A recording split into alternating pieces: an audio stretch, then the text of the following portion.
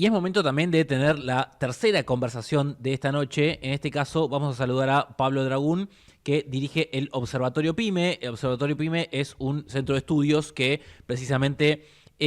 hace un seguimiento muy puntilloso de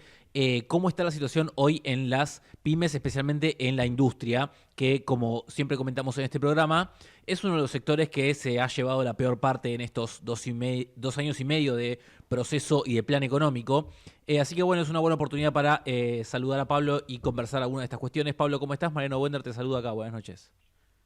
Hola Mariano, ¿qué tal? Buenas noches, ¿cómo te va? Bien, bien, todo bien, Pablo. Bueno, hicieron un informe desde el Observatorio PYME bastante reciente con algunas conclusiones que tienen que ver con, bueno, principalmente el nivel de actividad, de producción del sector, de empleo y de la cadena de pagos, que esto, para explicárselo a quien nos está escuchando, tiene que ver con si de manera efectiva las empresas pueden cobrar lo que venden y pagan sus impuestos, sus obligaciones de manera normal. Y ahí, bueno, ustedes observaron distintas cuestiones, las podemos ir abordando si querés de a poco, pero si tuvieses que identificar dos o tres elementos centrales de las conclusiones, ¿cuáles serían? Bueno, específicamente con el tema de la cadena de pagos, nosotros hacemos relevamientos específicamente primero a pequeñas y medianas industrias, empresas industriales, es con una muestra que es representativa del universo, del total de las pymes, y el principal, de industriales, y un poco el principal tema que surgió esta vez era ver, digamos, con esta cuestión de los atrasos en los pagos, cómo estaba afectando en la cadena de pagos, pero más la cadena comercial, es decir, cuánto tiempo, si se habían estirado los plazos de cobro con respecto a sus clientes, y el dato interesante que nos dio es que más del 60% de las pymes industriales, es decir, 6 de cada 10, sufrió un alargamiento de los plazos de cobro de parte de sus clientes, es decir, que el cliente le empezó a pagar un poco más tarde, algunos bastante, la menor parte, pero otra porción relevante un poco más tarde de lo habitual. Eso obviamente lo que dificulta es un menor capital de trabajo disponible en un contexto que a veces que es difícil siempre tomar crédito para la empresa, más allá de tasas o no, sabemos que el crédito sobre la actividad es bastante bajo. Entonces, y además el otro tema, nosotros siempre medimos, esta es una parte que sale más de foro, que es digamos, quizás es un término medio italiano, pero que es como algo que preguntamos puntualmente, pero de preguntas que hacemos el seguimiento constantemente de cuál es la principal preocupación que tienen. La primera preocupación es la caída de ventas para 8 de cada 10 empresas, pero la segunda, que antes no era el principal tema, era un tema más de costos de las materias primas, la principal preocupación es esa, la tensión en la cadena de pagos. Y el efecto, digamos, que uno puede ver también es que dentro de lo que tienen que pagar, vemos que una de cada 4 empresas, pequeñas y medianas industrias, afirmó haber incumplido algún compromiso. La que más impuestos, que es la que suele pasar, y después en parte también proveedores y bancos. Esto obviamente también dialoga con las dificultades a veces que tienen para hacer frente a sus obligaciones en un contexto de baja venta y de suba de costos que presionan, y que en el contexto de estiramiento de la cadena de pago hace que se dificulten estos pagos. Y obviamente también está todo el tema de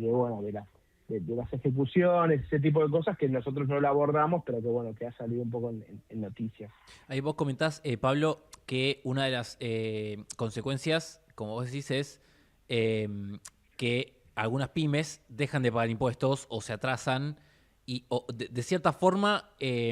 son empujadas a la informalidad. O sea, lo que termina pasando es que algunas terminan operando sin pago de impuestos porque, bueno, simplemente no lo pueden afrontar o eventualmente se suman a una moratoria o pasan a trabajar en la informalidad. Ahí, ¿qué observan respecto de eso? Bueno, en realidad, digamos, cuando se tensiona la cadena de pagos, uno trata de, si uno no le alcanza la plata, el flujo normal de capital, uno trata de ir incumpliendo, uno primero trata de no incumplir nada, pero, Uh-huh. pero en promedio, digamos, es lo más normal que lo que primero incumpla sea los impuestos. después en parte de los proveedores y o temas bancarios, que ahí obviamente te dificulta el tema, ahí te afecta por el tema de la mora que se observa en los bancos, que bueno, no, tampoco se ha afrontado en este punto, y recién al final uno deja de pagar, digamos, cosas que tienen que ver con el personal que trabaja. Entonces,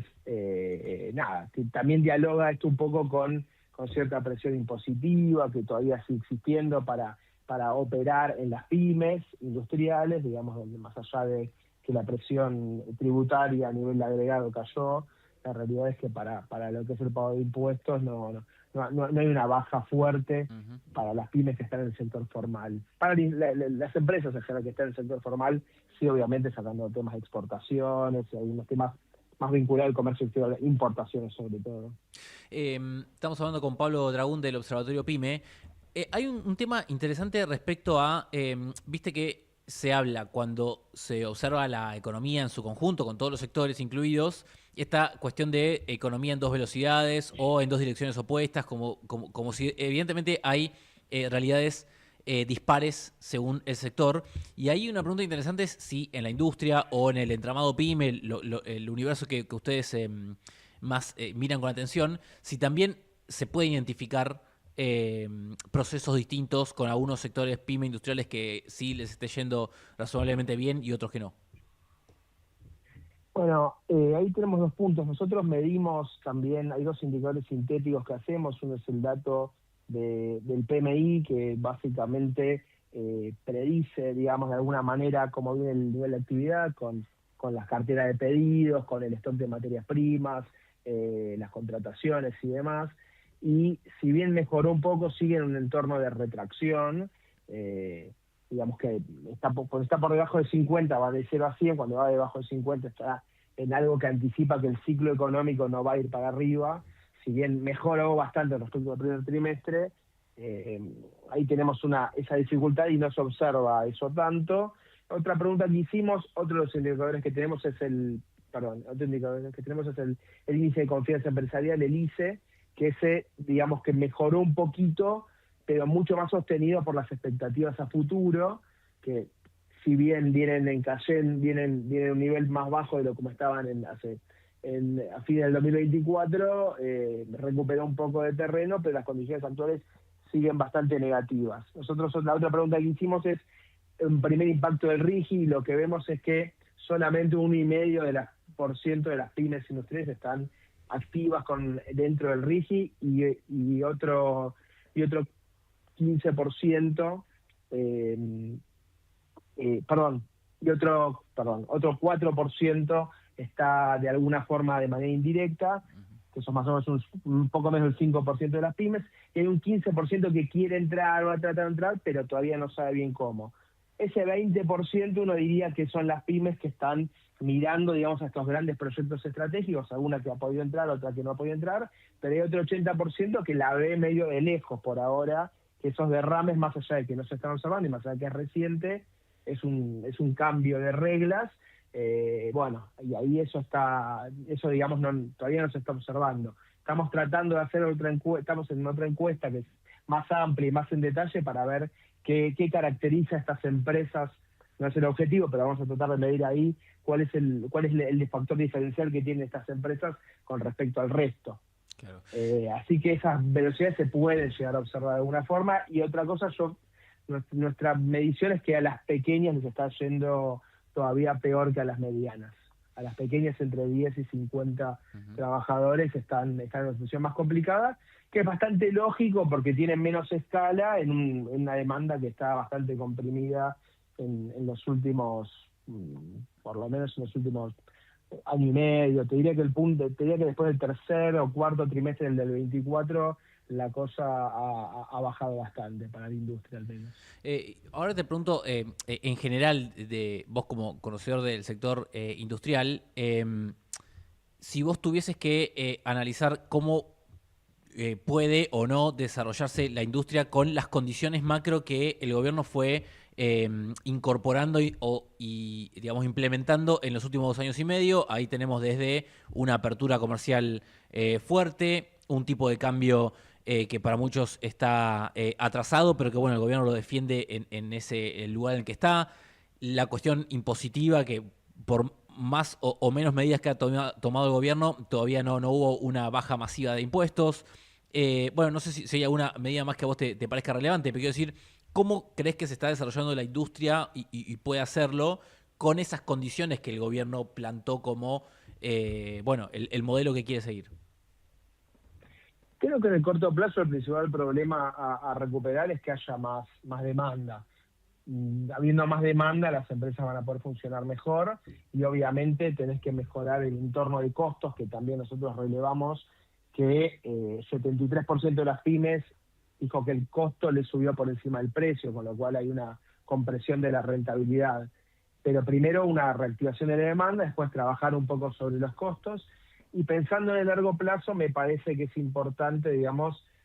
temas más vinculados a la infraestructura y que vinculen a la cordillera con el centro del país productivo, que está básicamente en Buenos Aires, Córdoba y Santa Fe, con algunos otros grandes puntos, pero que necesitan estar conectados más al país de alguna forma para poder ser parte también de estos proyectos transformadores. Me parece que eso es una mirada más de mediano largo plazo, pero bueno, creo que el principal punto ahí es de alguna forma recuperar la demanda y también ir acompañando los costos, y también obviamente tenés que tener algo con el tema específicamente de la competencia desleal, que eso también está, digamos, no es solamente a veces por costos, a veces está por debajo de determinados costos, y después obviamente hay temas que acá no lo preguntamos, vinculados tal vez a cierto contrabando, pero bueno, nada, eso por lo menos lo que yo lo recuerdo del pasado, no es algo que lo hayamos relevado aquí. Así que me parece que viene un poco más por una cuestión de reactivación de la demanda, y también que los costos de alguna forma se vean acompañados. Hay obviamente el tema impositivo, alguna variable juega, el costo de energía otra variable juega, y obviamente nada, Argentina, digamos, el problema crediticio es histórico, claramente no es un tema de este gobierno, y creo que trasciende a todas las gestiones, en un contexto también donde la industria, digamos, que es un sector transable que compite en otros países, compite en un mundo donde el crédito se ha expandido fenomenalmente entre 2009 y 2024 a nivel global, y Argentina ha estado ausente en todo eso. Entonces esos procesos de inversión también apalancadas en sistemas financieros o hasta sistemas financieros en sentido amplio, tanto bancario como extrabancario, en Argentina ha estado, con honrosas excepciones, bastante ausente, más allá de capital de riesgo y todo lo demás. Pero eso ha hecho difícil que el entramado productivo argentino haya podido captar buena parte de eso. Sí, obviamente hubo mucha inversión, más vinculada con reinversión de utilidades. Y tengo una última, Pablo, tiene que ver con quizás si existe, en tu opinión, cierta retórica del gobierno anti-industria o refractario a la industria, o de la manera que vos lo caracterices, pero si ustedes o vos identificás que hay alguna idea o un preconcepto que tenga el gobierno respecto al sector y que actúe en consecuencia de eso. Puede ser, la verdad, digamos, más allá de la retórica, me parece que lo importante en última instancia son los instrumentos. Lo que se viene observando a nivel global es que, si vos me decís, no sé, en 2011 hablar de política de desarrollo productivo o de política industrial era algo medio de modé, y ahora se está hablando bastante abiertamente en el mundo. Entonces, las intervenciones totalmente horizontales, más allá de la discusión de si son más eficientes o menos eficientes, no es lo que está pasando actualmente en el mundo. Entonces, en ese sentido, pensar en construcción de capacidades de largo plazo, generando mercados a veces donde no lo hay, o generando capacidades, apalancándote en grandes sectores que pueden traccionar, como es la minería, el petróleo, el agro, los servicios basados en conocimiento, o hasta incluso las propias compras públicas. Ahí es una variable que a mi gusto se debería explorar, más allá de la retórica o no, porque es, digamos, lo que el mundo viene haciendo, y en ese sentido Argentina, como país periférico, es más tomador de decisiones. Pero bueno, nada, son medidas a incorporar, y obviamente sabemos que el superávit fiscal es una cuestión, el orden fiscal, por decirlo de alguna forma, es es una condición relevante, pero bueno, pero a veces es importante, digamos, generar capacidades, porque eso es lo que te permite el día de mañana ser competitivo, las ventajas comparativas dinámicas, no solo las estáticas. Pablo Dragún, director ejecutivo del Observatorio PYME. Te agradecemos mucho tu tiempo y tu análisis con nosotros, muy interesante, y te mandamos un abrazo. Muchas gracias, Mariano, un abrazo grande.